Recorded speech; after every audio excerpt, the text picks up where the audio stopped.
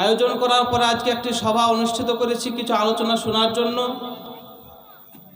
আজকের এই আলোচনা সভায় আমার সংক্ষিপ্ত আলোচনার বিষয়বস্তু, যাদের ইবাদত আল্লাহ রাব্বুল আলামিন কবুল করবেন না বলে তার রাসূলকে দিয়ে বলেছেন। তার মানে বলতে চাচ্ছি, যাদের ইবাদত কবুল হবে না এই রকম কিছু মানুষের আমরা তালিকা তুলে ধরব এবং চেষ্টা করব তার মধ্যে আমরা আছি কি না।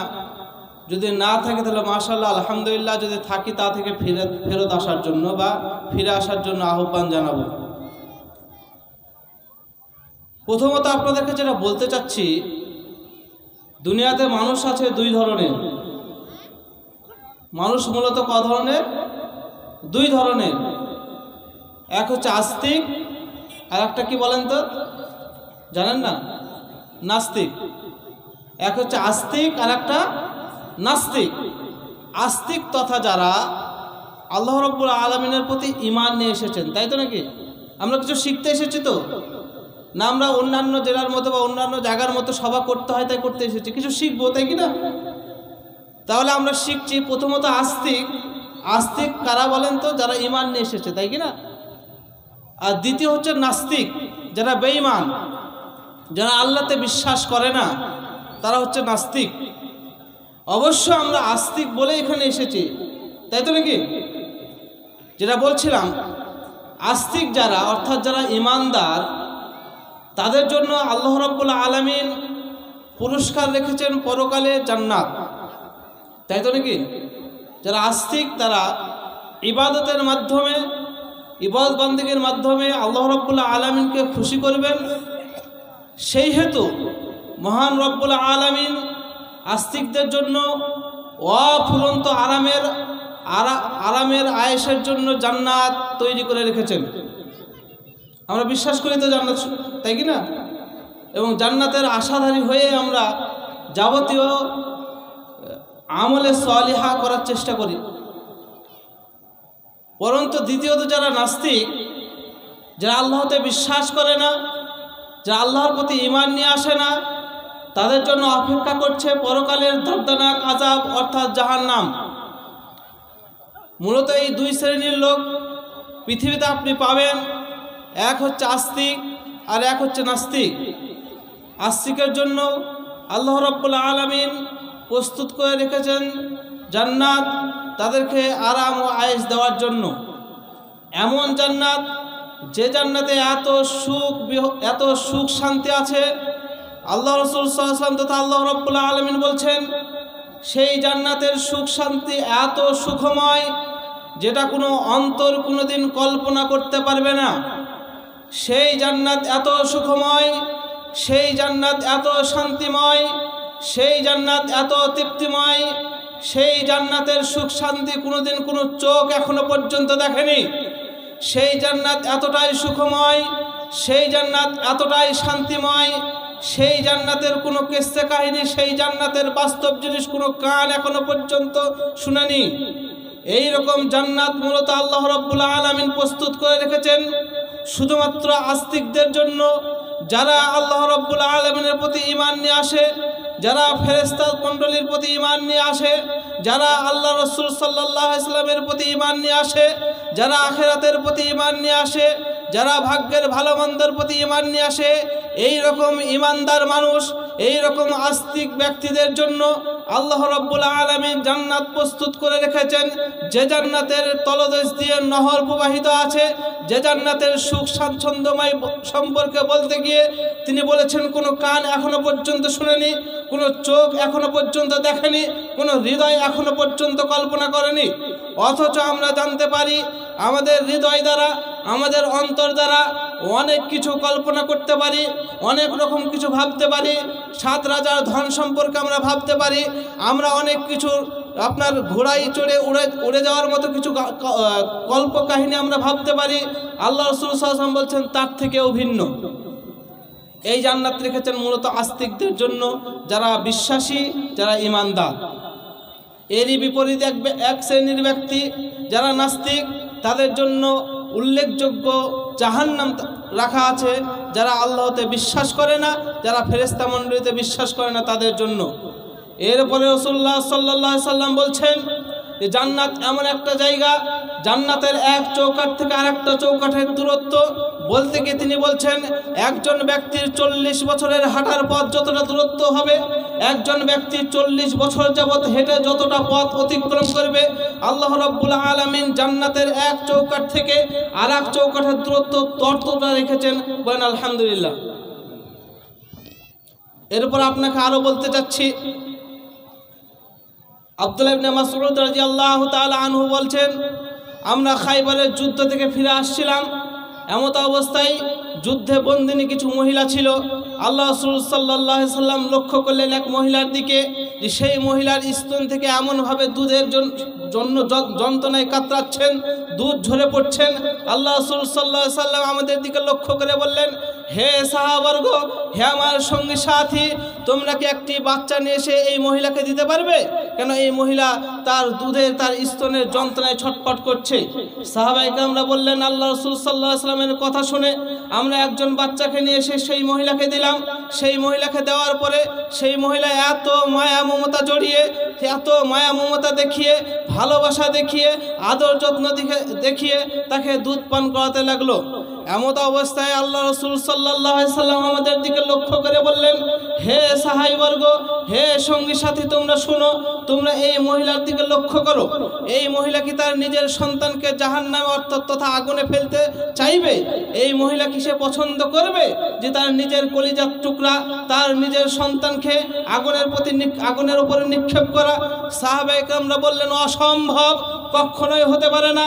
কেননা এই মহিলাটা যে অপরের সন্তান পাওয়ার পরেও, এই মহিলাটা পরের সন্তান পাওয়ার পরেও যেভাবে মায়া মমতা দেখিয়ে, যেভাবে আদর যত্ন করে বুকের দুধ পান করাচ্ছে, নিজের সন্তান তো বহু দূরের কথা, নিজের কলিজার সন্তান তো বহু দূরের কথা, এই অপরের সন্তানটিকেও সে আগুনে ফেলতে চাইবে না।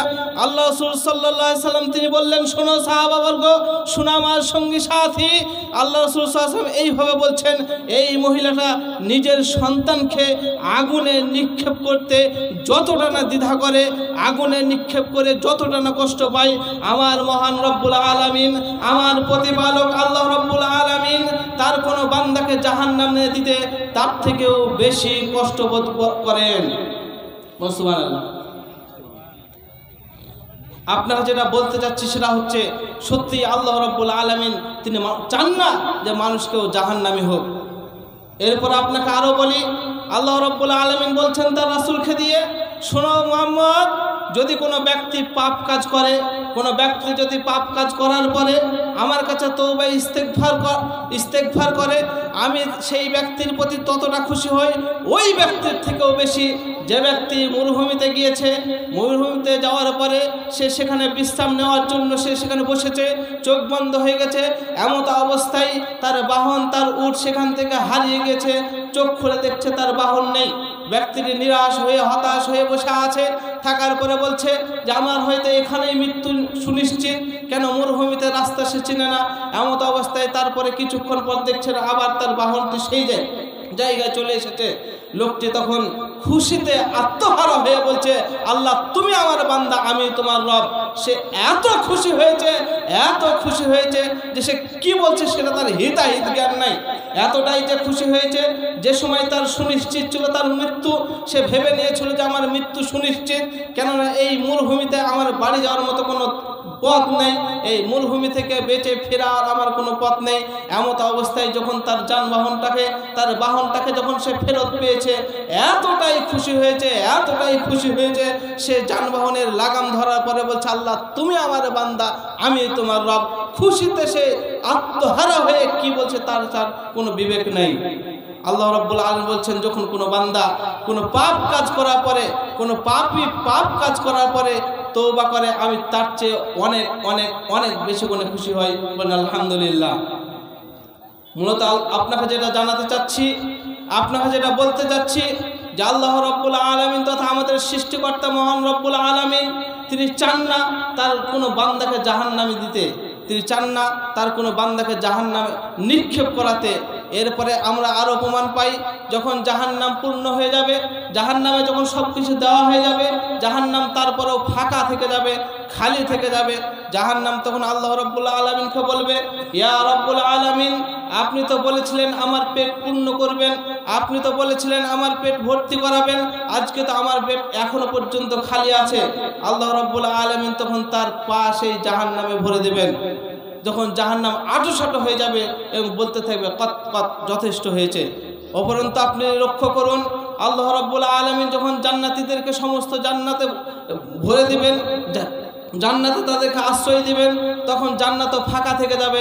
এমত অবস্থায় আল্লাহ রাব্বুল আলামিন তিনি আরও মাখলুক সৃষ্টি করবেন, তিনি আরও সৃষ্টি করার পর জান্নাতে পরিপূর্ণ করবেন। তিনি চাচ্ছেন মানুষকে জান্নাত দেওয়ার জন্য, মানুষকে জান্নাত দেওয়ার জন্যই তিনি মূলত নবী ও রাসূল পাঠিয়েছেন। মানুষ জান্নাতকামী হওয়ার জন্যই তিনি মানুষকে সতর্ক করার জন্য যুগে যুগে রাসূল ও নবী পাঠিয়েছেন। একাধিক জায়গায় তার প্রমাণ আছে। আমরা আরও জানতে পারি আল্লাহ রাব্বুল আলামিন এইভাবে বলছেন সতর্ক করে সূরা জারিয়াতের মধ্যে, ওমা খালাকতুল জিন্না ওয়াল ইনসা ইল্লা লিয়াবুদুন, আমি মানুষ ও জিনকে সৃষ্টি করেছি আমার ইবাদত করার জন্য। মানুষ ও জিনকে আমি শুধুমাত্র সৃষ্টি করেছি আমার ইবাদতের জন্য। আমরা এখানে যেটা বুঝে থাকি যে আল্লাহর ইবাদত করতে আমাদেরকে পাঠিয়েছে, অর্থাৎ শুধুমাত্র জুমার সালাতটা আদায় করতে। বুঝি কি না? এটা বুঝি বলে তো শুধুমাত্র জুমার সালাত আদায় করে এক শ্রেণীর মানুষ আছে। আমরা এরকম বুঝে নিয়েছি শুধুমাত্র ইবাদত করতে হবে, অর্থাৎ রমাদান মাসে ঘটা করে শুধু সিয়াম পালন করতে হবে। এটা বুঝে নিয়েছি বলে তো রমজান মাসে বেশি মুসল্লি দেখা যায় মসজিদে। আমরা বুঝে নিয়েছি যে শুধুমাত্র রমজান মাসে তারাবির সালাত আদায় করার নামই হচ্ছে ইবাদত, আল্লাহ বলেছেন, তাই আমরা তারাবির সালাতটা খুব ঘটা করে আদায় করি। অথচ আল্লাহ রাব্বুল আলামিন যেটা বলতে চাচ্ছেন শুনুন, তিনি বলছেন, ওমা খালাকতুল জিন্না ওয়াল ইনসা ইল্লা লিয়াবুদুন, হে পৃথিবীবাসী তোমরা শোনো, আমি মানুষ ও জিনকে সৃষ্টি করেছি শুধুমাত্র আমার দাসত্ব করার জন্য। বুঝাতে পারলাম? দাসত্ব মনে রাখবেন, ইবাদতটা আপনি পরে মনে রাখেন, আপনি মনে রাখবেন দাসত্ব করার জন্য। আল্লাহ রাব্বুল আলামিনের দাসত্ব করুন। রান্নাঘর থেকে শুরু করে সংসদ ভবন পর্যন্ত আল্লাহর দাসত্বে চলতে হবে। পায়ের পাতা থেকে শুরু করে পায়ের নখ থেকে শুরু করে মাথার চুল পর্যন্ত আল্লাহর দাসত্বে থাকতে হবে। এটাই তিনি চেয়েছেন, যেটা আমরা কেউ বুঝি না, আমরা তার উল্টাটা বুঝিয়েছি। আমরা যদি বুঝে নিতাম যে আল্লাহর দাসত্ব পালন করতে হবে, তাহলে আমরা সর্বক্ষেত্রে দাসের মতো থাকতাম। দাস বলতে কি? দাস হচ্ছে মুনিবের সর্বক্ষেত্রে সর্ব অবস্থায় অক্ষরে অক্ষরে নির্দেশ পালন করার নাম হচ্ছে দাস। আমরা যদি দাসত্ব পালন করতাম তাহলে আমরা সর্বক্ষেত্রে নিজেদের বিবেক বিবেচনাকে জলাঞ্জলি দিয়ে আল্লাহর দাস হয়ে থেকে যেতাম, দাসত্বে পরিণত হতাম।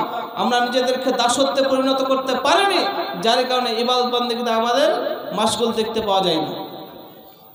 যেটা বলছিলাম, আল্লাহ রাব্বুল আলামিন আমাদেরকে জান্নাত দিতে চান, তারই কারণে অক্ষরে অক্ষরে তিনি মানুষকে সজাগ করেছেন। তিনি আমাদেরকে সজাগ করার জন্য আমাদের জীবন বিধান সুন্দরভাবে আমাদের জীবন যাতে পরিচালিত হয়, যার জন্য তিনি জীবন বিধান হিসেবে কুরআনুল কারীম পাঠ করে কুরআনুল কারীম তিনি নাজিল করে দিয়েছেন। অথচ আমরা মুসলিমরা এতই দুর্ভাগা, অথচ আমরা মুসলিমরা এতই নিকৃষ্ট যে কুরআনুল কারীম আল্লাহ রাব্বুল আলামিন আমাদের গাইডলাইন হিসেবে করেছেন, যে কুরআনুল কারীম আল্লাহ রাব্বুল আলামিন আমাদের জীবন বিধান হিসেবে পাঠিয়েছেন, সেই কুরআন যে কেউ পড়ে থাকি না, সেই কুরআন যে কেউ পড়ার চেষ্টাও করি না। শুধুমাত্র এক শ্রেণী আলেম ওলামা আছে, যারা আমরা আলেম সম্প্রদায় আমরা আছে, মাদ্রাসায় পড়াশোনা করে তারাই পড়ি। অথচ উচিত ছিল প্রত্যেকটা মুসলিমের, প্রত্যেকটা মানুষের কুরআনুল কারীমকে পুঙ্খানুপুঙ্খভাবে পড়ে বোঝার চেষ্টা উচিত ছিল। কেন? যে এই কুরআনই তো আমার জীবন বিধান, এই কুরআনই তো আমার গাইডলাইন, এই কুরআনই তো আমার মেন সাবজেক্ট হওয়া দরকার ছিল। অথচ আমরা প্রত্যেকেই আমরা সময় দিই, পেপার পত্রিকা পড়ি, প্রত্যেকেই আমরা নানা রকম উপন্যাস পড়ি, প্রত্যেকে আমরা নানা রকম গল্পগুজব পড়ি, প্রত্যেকে আমরা নানা রকম আরো ডিগ্রি করতে ব্যস্ত থাকি। অথচ মূল যে সাবজেক্টটা হওয়া দরকার ছিল কুরআনুল কারীম, সেটা যে কেউ পড়ে দেখি না।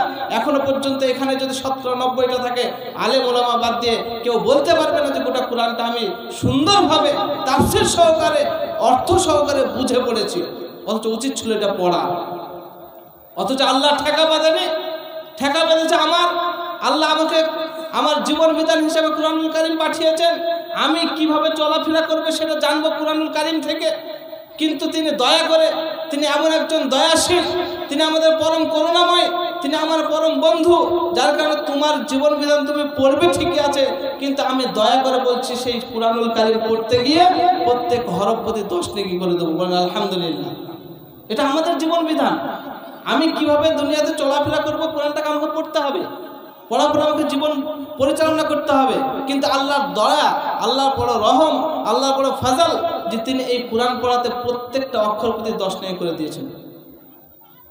তিনি দিয়েছেন কিসের জন্য?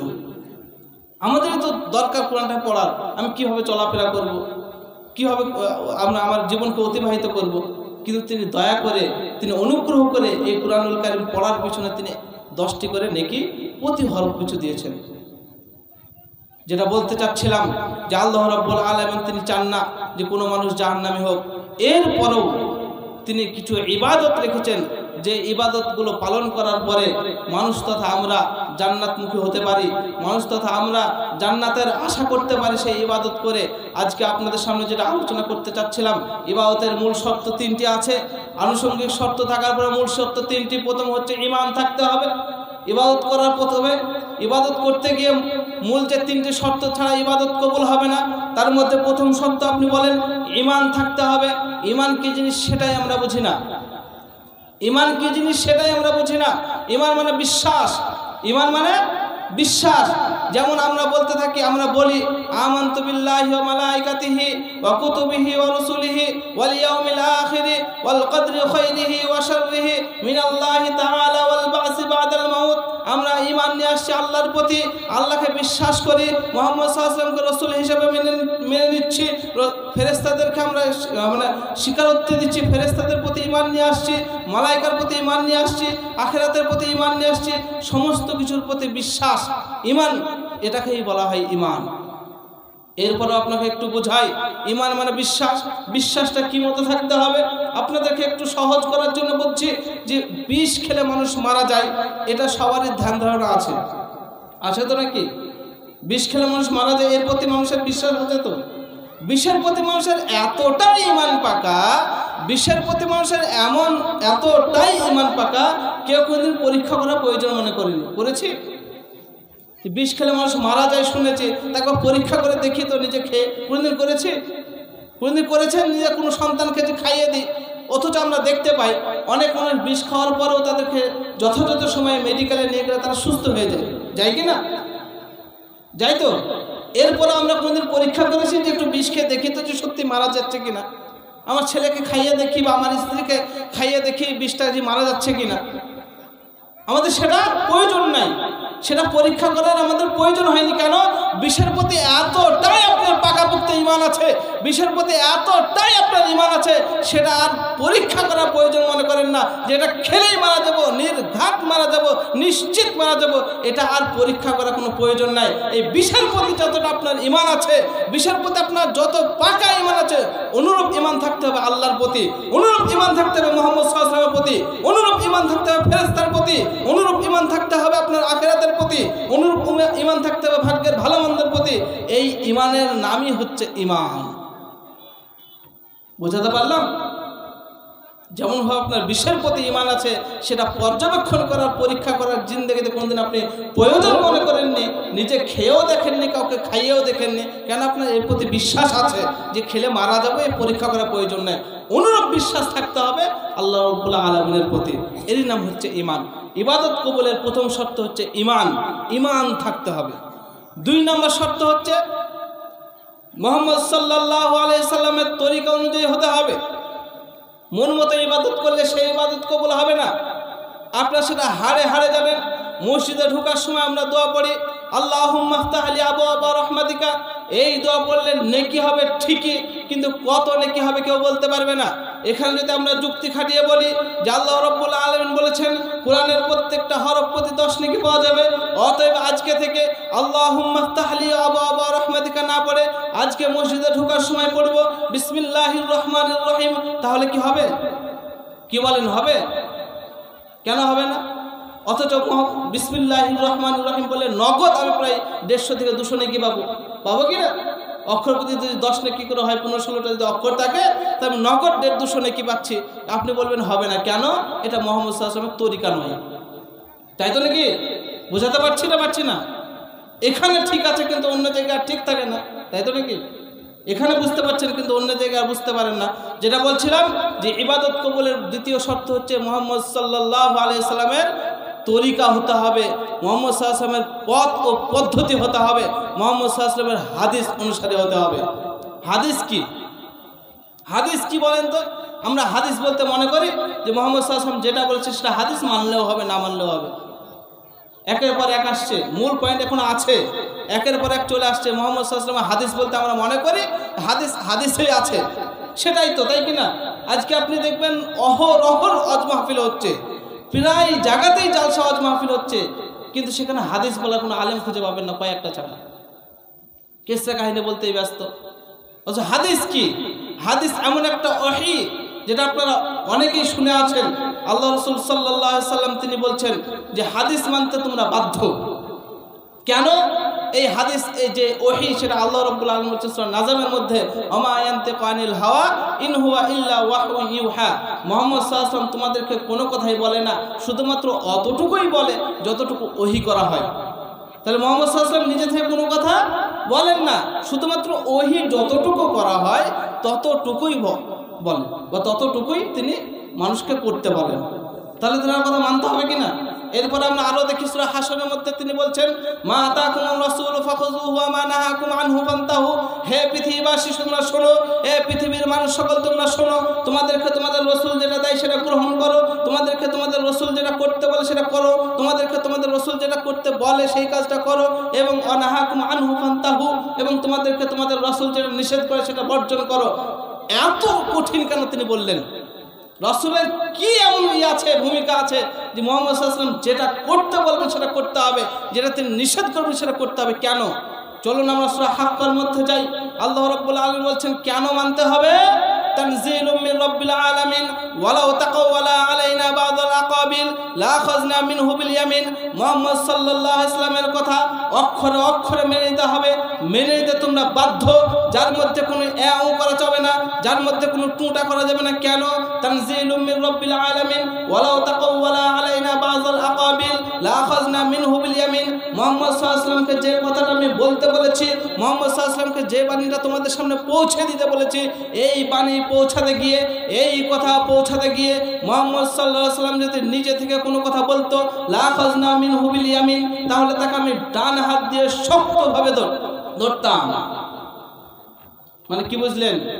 আল্লাহ রাব্বুল আলামিন সূরা হাশরের মধ্যে বলছেন মুহাম্মদ যেটা দেবে সেটা তোমরা গ্রহণ করো, মুহাম্মদ যেটা করতে বলে সেটা করো, মুহাম্মদ যেটা আদেশ করেছে সেটা তোমরা করো, তোমরা বাধ্য করতে, তোমরা বাধ্য, যার মধ্যে কোনো এও চলবে না, কোনো রকম দ্বিমত চলবে না। কেন? তিনি বলছেন মুহাম্মদকে যে কথাটা বলতে বলেছি সেটা সে মতোই সে বলেছে, মুহাম্মদ সাল্লাল্লাহু আলাইহি ওয়াসাল্লামকে যে মতো যে কথা বলেছে সেটা সে মতোই বলেছে। সে যদি এক চুল পরিমাণে ধাঁধা করতো লা আখাযনা মিনহু বিল ইয়ামিন, আমি তাকে ডান হাত দিয়ে শক্তভাবে ধরতাম, লা আখাযনা মিনহু বিল ইয়ামিন সুম্মা লাকাত্তানা মিনহুল ওয়াতিন, এবং তার এই শেহরাগটা আমি তাকে কেটে দিতাম, মাথা কুরবানি করতাম। বুঝতে পারলেন না বাংলা কথা? আল্লাহ বলছেন, আল্লাহ হুঁশিয়ারি দিচ্ছেন।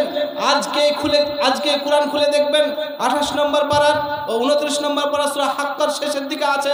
তিনি এইভাবে কঠিন হুঁশিয়ারি দিয়ে বলছেন শুধুমাত্র মুহাম্মদ সাল্লাল্লাহু আলাইহি ওয়াসাল্লামের জন্য, যে মুহাম্মদকে যে কথাটা যে মতো জিবরাইলকে দিয়ে বলতে বলেছি সেই কথা সে মতো যদি না বলতো লা আখাযনা মিনহু বিল ইয়ামিন, তাহলে তাকে আমি ডান হাত দিয়ে শক্তভাবে ধরতাম, সুম্মা লাকাতানা মিনহুল ওয়াতিন, এবং তার এই শেহরাগটা কেটে দিতাম, তাকে ওয়াকুজা করে দিতাম, তাকে হত্যা করতাম। এরপরেও তিনি ক্ষান্ত হননি।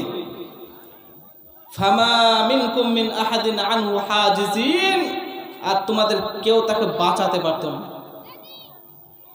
তার মানে তিনি কঠিন হুঁশিয়ারি দিচ্ছেন মুহাম্মদ সাল্লাল্লাহু আলাইহি ওয়াসাল্লামকে যে সে নিজে থেকে কোনো কথা বলেন না। অতএব হাদিস এমন একটা জিনিস যেটা আপনি মানতে বাধ্য, যেটা আমি মানতে বাধ্য, যার মধ্যে কোনো এও করা যাবে না। এবার আপনি বলবেন তাহলে আল্লাহর কথা আর হাদিসের মধ্যে পার্থক্য কি? এটা আপনাকে সহজে বুঝিয়ে দিই। ওহী হচ্ছে দুই প্রকার। জিবরাইল আলাইহিস সালাম কথা নিয়ে আসতেন, মুহাম্মদকে বলতেন, জিবরাইল আলাইহিস সালাম কথা নিয়ে আসতেন আল্লাহর কাছ থেকে, মুহাম্মদকে বলতেন যে মুহাম্মদ এই মুহাম্মদ এই বলতো কিনা? তো ওহী দুই প্রকার। কিভাবে? কোরআনটা কি? ওহী মাতলু। কোরআনটা হচ্ছে ওহী মাতলু, যেটার কথা সমস্ত ভাষা অক্ষরে কি সমস্ত আল্লাহ, যে মতো আল্লাহ রাব্বুল আলামিন বলেছেন জিবরাইল আলাইহিস সালামকে দিয়ে, সেই মতো অক্ষর ভাষা সমস্ত কিছু আল্লাহ, যেটা হচ্ছে ওহি মাতলু, যেটা কুরআনুল কারীম। আর ওহি গায়ের মাতলু সেটাও আল্লাহর কাছ থেকে আসে, যেটা আপনারা বুঝাতে যাচ্ছি। ওহি গায়ের মাতলু সেটাও আল্লাহর কাছ থেকে আসে, কিন্তু ভাষাটা কার? মুহাম্মদ সাল্লাল্লাহু আলাইহি ওয়াসাল্লামের। কাজটা কার? মুহাম্মদ সাল্লাল্লাহু আলাইহি ওয়াসাল্লামের। বুঝিয়ে দেন কে? মুহাম্মদ সাল্লাল্লাহু আলাইহি ওয়াসাল্লাম। সেটাই সুন্নাত তথা হাদিস। মনে থাকবে? মনে থাকবে না মানে আজীবন মনে রাখতে হবে। কেন? আল্লাহ রাব্বুল আলামিন বলছেন, ইয়া আইয়ুহাল্লাযীনা আমানু, হে ঈমানদার লোকেরা, তোমরা যারা ঈমান নিয়ে এসেছো তোমরা শোনো। তোমরা যারা আখিরাতের প্রতি ঈমান নিয়ে এসেছো, তোমরা যারা আল্লাহকে এক আল্লাহ বলে বিশ্বাস করেছো, তোমরা যারা ফেরেশতাদের প্রতি ঈমান নিয়ে এসেছো, এই ঈমানদার তোমরা শোনো। কি শোনো? আতিউল্লাহ, আল্লাহর ইতাআত করো। কি করো? আল্লাহর ইতাআত করো। ওয়া আতিউর রাসূল, এবং রাসূলের ইতাআত করো। আল্লাহর ইতাআত করো, রাসূলের ইতাআত করো। ওয়ালা তুবতিলু আমালাকুম, তোমাদের আমল সমূহ তোমরা ধ্বংস করো না। তার মানে তিনি কি বলতে চাইলেন? হে পৃথিবীবাসী, তোমরা শোনো, তোমরা যারা ঈমান নিয়ে এসেছো, ঈমান নিয়ে আসার পরে তোমরা যারা আমল করছো, তোমাদেরকে হুঁশিয়ারি করার জন্য বলছি, তোমরা আল্লাহর ইতাআত করো, রাসূলের ইতাআত করো। এই ইতাআত করতে গিয়ে তোমাদের আমল ধ্বংস করো না। কেননা এই ইতাআতের মধ্যে যদি রাসূলের আনুগত্য না থাকে, এই ইতাআতের মধ্যে যদি আল্লাহর আনুগত্য না থাকে, তাহলে তোমাদের আমল ধ্বংস হয়ে যাবে। ইতাআত বলতে কি বলেন তো? একের পর তো চলে আসছে। ইতাআত বলতে কি? ইতাআত বলতে আপনাকে ছোট্ট করে একটু বুঝিয়ে দিই। এমন একটা জায়গা, এমন একটা নির্জন জায়গা, অন্ধকারচ্ছন্ন, খুবই আপনার কি বলবো আপনাকে, মানে পানি আছে ধরেন, একটা এরকম জায়গা, অন্ধকার, কিছু দেখা যাচ্ছে না, ঘুটঘুটে অন্ধকার, প্রায় আপনার হাঁটু পরিমাণ জল পানি আছে, সেখানে অনেক সাপ বিচ্ছু আছে, বিষাক্ত বিষাক্ত সাপ আছে, সেখানে কয়েকটা পৈঠা আছে যেগুলোতে পা দিয়ে শুধুমাত্র যাওয়া যায়। কোনো অন্ধকার, কোনো লাইট নাই, শুধুমাত্র আপনার কয়েকটা পৈঠা আছে, সেখানে পা দিয়ে যেতে হবে। নচেত অনেক বিষাক্ত সাপ আছে, বিষধর প্রাণী আছে, যেগুলো আপনাকে খেয়ে ফেলবে। আর সেই পথটা মাত্র একজনই চিনে। সেই পথটা যেটা পা দিয়ে যেতে হবে মাত্র একজন চিনে, অন্য আর আনুষঙ্গিক যারা সাথী আছে তারা চিনে না। আমরা যারা সাথী আছি তারা আমরা চিনি না, মাত্র একজনই জানে যে সেই এলাকাটুকু কিভাবে পার হয়ে যেতে হবে। এলাকাটার বিবরণ কিভাবে দিলাম? ঘুটঘুটে অন্ধকার, কিছু দেখা যায় না, কোনো লাইট নেই, কিছু নেই, হাঁটু সমপরিমাণ জল আছে, জলের নিচে বিষাক্ত সাপ আছে, যে সাপ ছবল দিলেই মানুষ মারা যাবে। এবং সেখানে কিছু পৈঠা আছে, যে পৈঠাতে পা দিলে পার হলে শুধুমাত্র আপনি বাঁচতে পারবেন, নচেত আপনার জীবনে ঝুঁকি আছে, আপনি মারা যাবেন। এবং সেই পথটা একজনই চিনে, সেই রাস্তাটা, সেই পৈঠাগুলো একজনই চিনে, সে সেখান থেকে পার হবে। আপনার উচিত কি হবে? সেই ব্যক্তিটি যে চিনে, সে যেখানে যেখানে পা দিয়ে সেই জায়গাটা পার হবে, আপনি সেখানে সেখানে খুব সতর্কতার সাথে, খুব সাবধানতার সাথে সেই জায়গায় দিয়ে পার হবে। এর নাম হচ্ছে ইতাআত। বুঝাতে পারলাম? ইতাআত হচ্ছে এরই নাম, যেটা আল্লাহ রাব্বুল আলামিন বলছেন, ইয়া আইয়ুহাল্লাযীনা আমানু আতিউল্লাহ ওয়া আতিউর রাসূল, হে ঈমানদার লোকেরা, তোমরা আল্লাহর ইতাআত করো, রাসূলের ইতাআত করো। ওয়ালা তুবতিলু আমালাকুম, তোমরা তোমাদের আমল ধ্বংস করো না। যেটা আপনাদেরকে বলতে যাচ্ছিলাম, এরপরেও আপনাদেরকে যেটা বলছি যে আল্লাহ রাব্বুল আলামিন এত কিছু কৌশল অবলম্বন করছেন যে তোমরা হাদিস মেনে নাও, তোমরা রাসূলের অনুগত্য করো, তোমরা আমার আনুগত্য করো।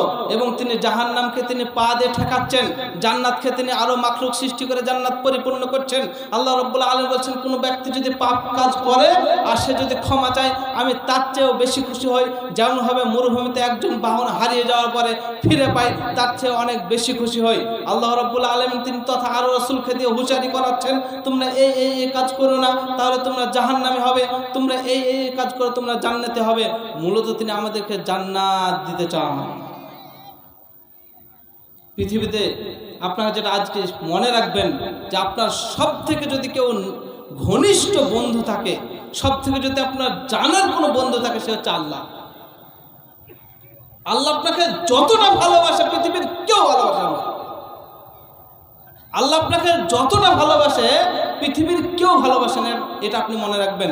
যেটা বলছিলাম, সেই জান্নাত দেওয়ার জন্য তিনি কিছু কলা কৌশল অবলম্বন করেছেন।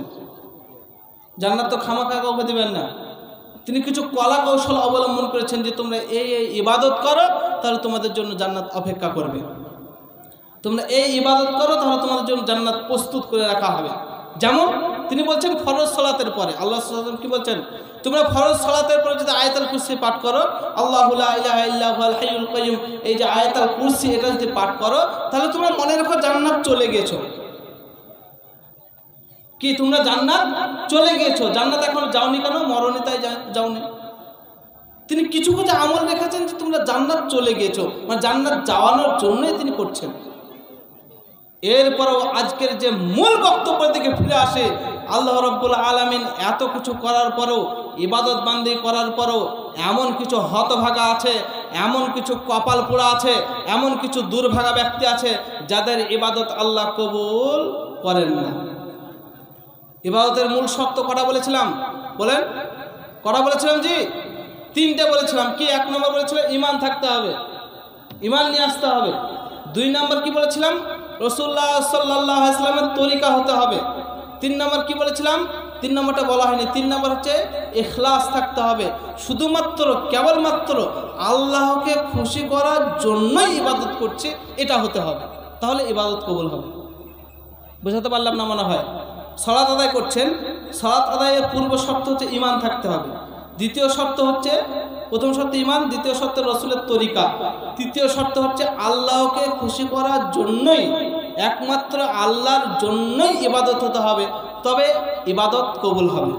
এবার আপনি বুঝুন, এই তিনটে শর্ত আছে, এই তিনটে শর্ত আছে। একজন ব্যক্তি ঈমান আছে, আল্লাহতে বিশ্বাস করে, তার তরিকা বা তার নিয়মকানুন রাসূলের মতো হয়, রাসূলের নিয়ম রাসূলের শিখানো পদ্ধতিতে আছে।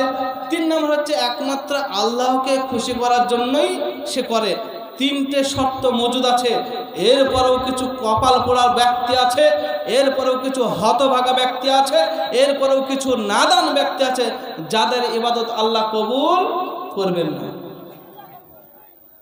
তাহলে তিনটে শর্ত থাকার পরও তাদের ইবাদত আল্লাহ কবুল করবেন না, যেটা আপনাকে সিরিয়াল অনুযায়ী বলার চেষ্টা করবো ইনশাআল্লাহ, আল্লাহ যদি তৌফিক দেয়। তাহলে কটা বলছে জি?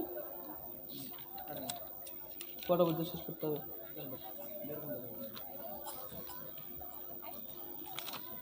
আপনাদেরকে একটু আমি বলবো, যেটা সিরিয়াল মনে রাখার চেষ্টা করবেন।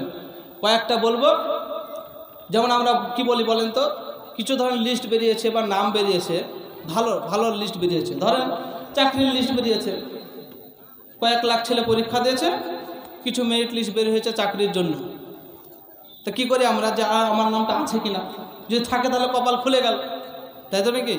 এই যে আপনার কিছুদিন আগে মেরিট লিস্ট বেরিয়েছে প্রাইমারি, বুঝতে পারলেন? প্রায় 14-15 হাজার প্রাইমারি লিস্ট বেরিয়েছে, তো সবাই তাকিয়ে আছে যে আমার নামটা আছে কিনা দেখি। তার মানে কি, নাম থাকলে তার কপাল খুলে গেল। তা আমি যে লিস্টগুলো বলবো এর মধ্যে নাম আছে কিনা দেখবেন, যদি থাকে তাহলে কপাল খুলবে না, কী হবে? কপাল পুড়ে যাবে। এবং অতি সত্বর এ থেকে ফিরে আসার চেষ্টা করতে হবে। তার মধ্যে এক নম্বর, নবী সাল্লাল্লাহু আলাইহি ওয়াসাল্লামের কতিপয় স্ত্রী থেকে এই হাদিসটি বর্ণিত আছে। আল্লাহ সাল্লাল্লাহু আলাইহি ওয়াসাল্লাম এইভাবে বলছেন, মান আতা আরাফান আও কাহিনান, কোনো ব্যক্তি গণকের কাছে যায়, কোনো ব্যক্তি গণকের কাছে গেল এবং কি বলল, আনসাইন, কোন জিনিস বিষয়ে জিজ্ঞাসা করবে। কি বললাম? প্রথমে মনে থুতে হবে। বক্তব্য আমাদের তো অহরহ